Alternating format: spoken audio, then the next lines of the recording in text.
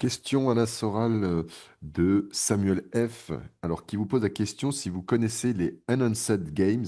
Donc, ce sont l'organisation des Jeux améliorés. Donc, ce sont les Ouais. disciplines olympiques réalisées avec le dopage selon la volonté de l'athlète de s'injecter tel ou tel produit, qui aura lieu à Las Vegas en mai 2026. La triche technique donc et chimique sera open bar. Quel avenir pour le sport avec de tels événements selon vous? Eh ben, je suis désolé de le dire, mais j'ai écrit des textes là-dessus il y a déjà longtemps, en disant que la légalisation du dopage était une fatalité logique dans le sport. D'ailleurs, aujourd'hui, c'est que simplement, le dopage est quelque chose de non reconnu et qui existe partout, et ce qui produit en fait une inégalité entre les nations super dopés et qui ont les moyens de se protéger des contrôles. Les Américains ont toujours été les plus dopés en athlétisme, hein. On le sait très bien, mais c'était les moins sanctionnés parce qu'ils régnaient au-dessus des fédérations. Et d'ailleurs, après, ils ont montré du doigt les Russes qui utilisent des molécules identiques mais avec d'autres intitulés.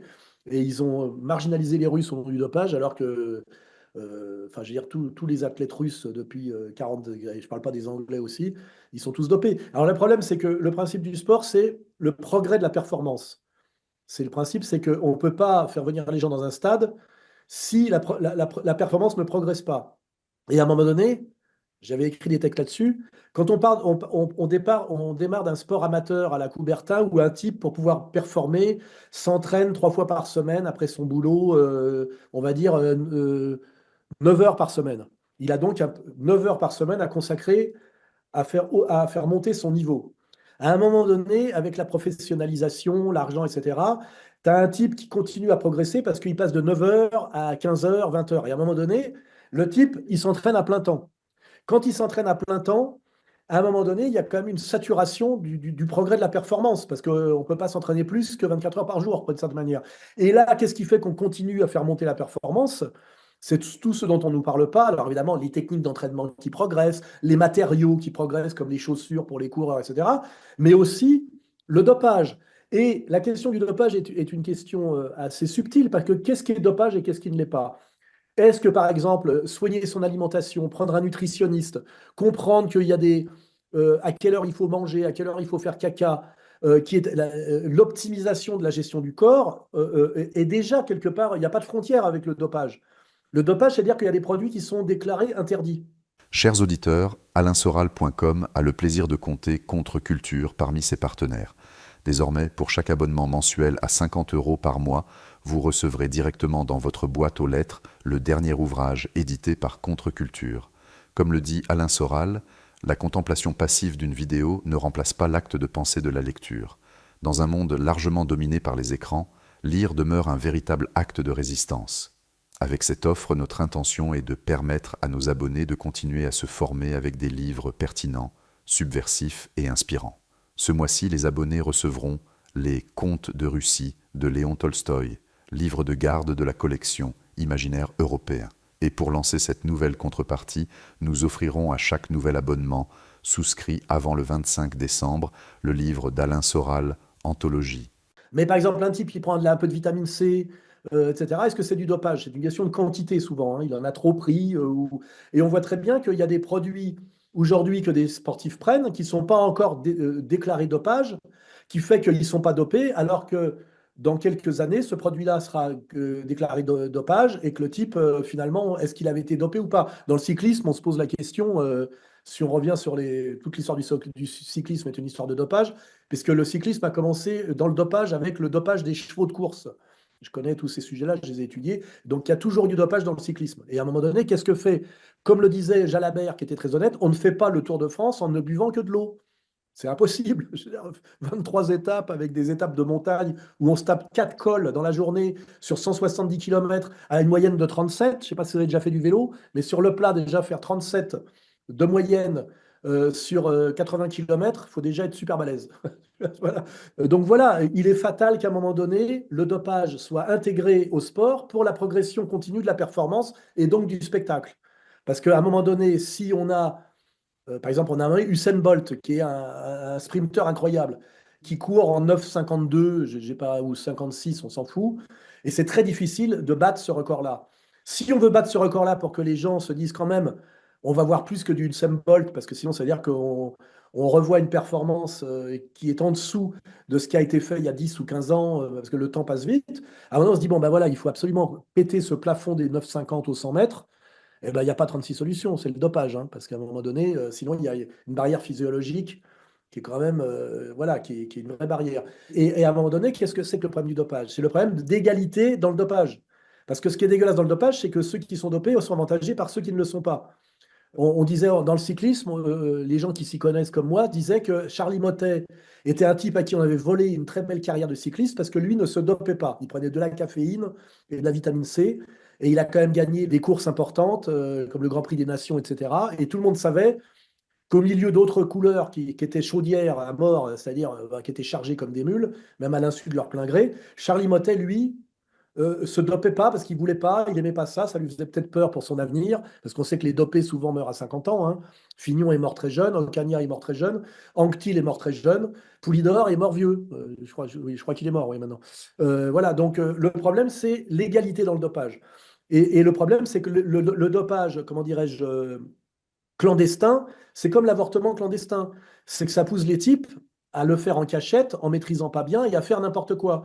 Et on savait très bien que la grande supériorité, par exemple, de Armstrong en cyclisme, c'est que c'était du dopage à l'américaine, très très bien organisé, et que ça n'avait rien à voir avec le mec qui se shoot en douce en ayant acheté des produits à quelqu'un d'un peu bizarre, etc. Et donc, ce qu'il faut promouvoir à un moment donné, pour le progrès de la science et le progrès du sport, c'est le dopage égalitaire, même pour tous, et effectivement, non pas combattu à moitié selon les fédérations qui sont plus ou moins protégées. Tout le monde sait très bien qu'au moment de la rivalité de Ben Johnson et de Carl Lewis, Ben Johnson en a pris plein la gueule, surtout parce qu'il était canadien d'une fédération bien moins puissante que la fédération américaine et qui mettait minable les Américains. Mais il n'était pas moins dopé que les Américains et pas moins dopé que les Linford Christie et les Anglais. C'est simple, vous pouvez voir si un sprinter est dopé, vous regardez ses bras. Comparez les bras de notre champion, le maître, le blanc le plus rapide du monde. Il a des bras assez fins. Et puis regardez les bras des sprinteurs anglais de l'époque comme Linford Christie, qui atteignaient leur meilleure performance après 35 ans, ce qui n'est pas normal, et qui avaient des bras, moi je sais ce que c'est que les stéroïdes et tout ça, des énormes bras comme ça, avec des énormes veines là comme ça, c'est des mecs qui étaient chargés comme des mules. Hein. Après, je ne sais pas dans quel état de santé ils sont aujourd'hui. Rappelons-nous que John Alomou, le 3 carrel de 110 kilos qui courait le 100 mètres en moins de 11 secondes, il a fini en fauteuil roulant et il est mort à 45 ans. Hein. Donc le problème, c'est plutôt ça. C'est légaliser le dopage et l'encadrer de manière égalitaire et scientifique de manière à continuer le progrès.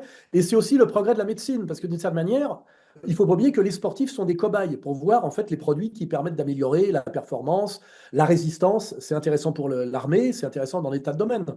Je sais aujourd'hui par exemple qu'il y a un record en apnée d'apnée sous oxygène. Et en prenant de l'oxygène pur, tu as des types qui arrivent à tenir plus de 20 minutes en apnée. Je crois même que c'est 28 minutes. Donc c'est intéressant d'une certaine manière de faire un record de l'apnée sous oxygène, parce que c'est intéressant même d'un point de vue militaire et même d'un point de vue pour les plongeurs, de savoir qu'avec un système d'inhalation d'oxygène pur, un type peut rester sous l'eau presque 30 minutes.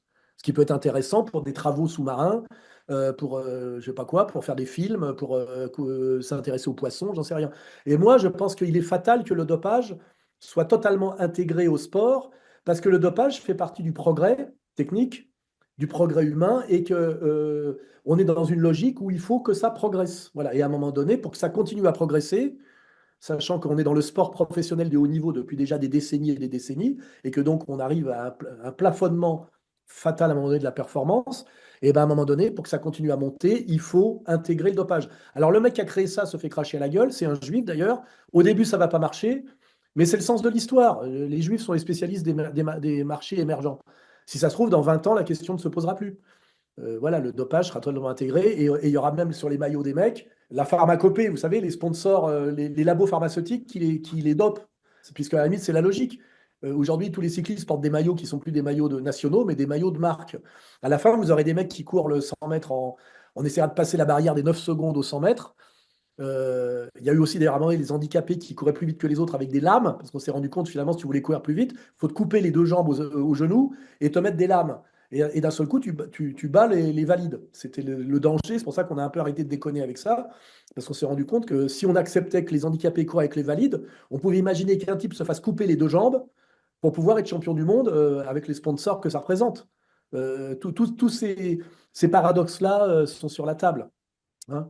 Voilà, donc de toute façon, le dopage est omniprésent dans le sport. Ce qui est peut-être le légaliser, c'est le sortir, je dirais, un peu comme l'avortement, des arrière-cours un peu sordides, qui sont donc dangereuses, et que ce soit égalitaire pour que tout le monde soit égal face au dopage, ce qui est toujours un problème, hein, les petites nations par rapport aux grandes nations, ceux qui ont accès à de la recherche et à un lobby pharmaceutique plus puissant qu'un autre, il y aura toujours des...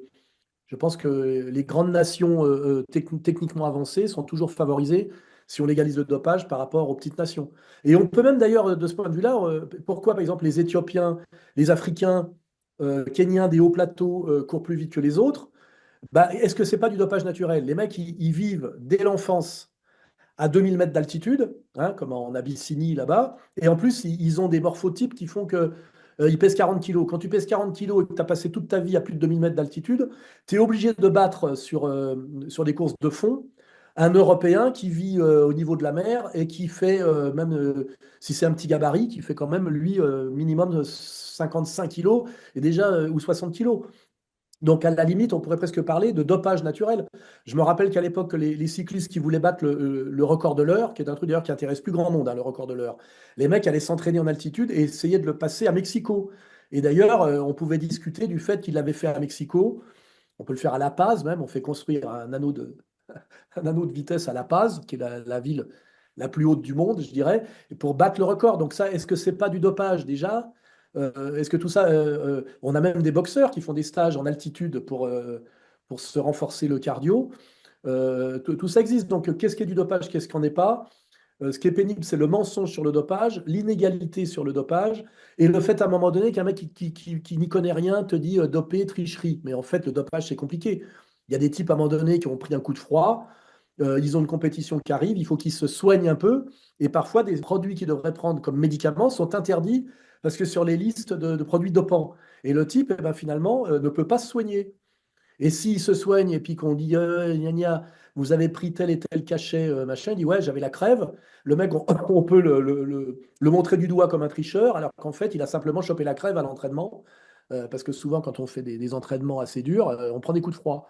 Donc, c'est un sujet qui mérite qu'on maîtrise le sujet et qu'on se pose la question, en fait, de manière un peu honnête et rationnelle. Et je vous dis, le dopage a vocation à être totalement intégré à la performance sportive, parce que sans le dopage, on se limite dans la progression. Et en plus, le sportif étant aussi un cobaye, c'est très bon pour la recherche médicale, si c'est bien encadré, effectivement, de se servir des sportifs comme cobayes pour l'amélioration de la performance. Et je vous dis, moi, ça m'intéresse de voir jusqu'où pourrait aller un coureur de 100 mètres si à un moment donné, on commence vraiment à se mettre sérieusement au dopage. Bon, alors après, peut-être que ça pose un problème d'espérance de vie. Mais de toute façon, on sait très bien, exemple, que tous les footballeurs américains sont dopés à mort. Et l'espérance de vie d'un footballeur américain de haut niveau, c'est 52 ans. On sait très bien que tous leurs organes sont entiers. Moi, j'en ai parlé avec des mecs qui m'ont dit, tu vois ces mecs qui sont des beaux bébés, etc. Tu regardes leurs organes, leurs reins sont foutus, leur cœur est foutu, leurs poumons sont foutus, leur rate est foutu. Et c'est comme une bagnole de sport. Le capot est encore correct, mais le moteur est totalement déglingué par le fait d'avoir tourné à 300 à l'heure, à 12 000 tours pendant des centaines de kilomètres, quoi. C'est un peu ça. Donc, voilà, il y a un verrou qui va péter, il pètera bientôt. Là, il y a un mec qui a pris les devants. Il va s'en prendre plein la gueule par les moralistes à la con et les journalistes sportifs qui sont en général des crétins. Et en réalité, dans quelques années, tout ça sera intégré totalement.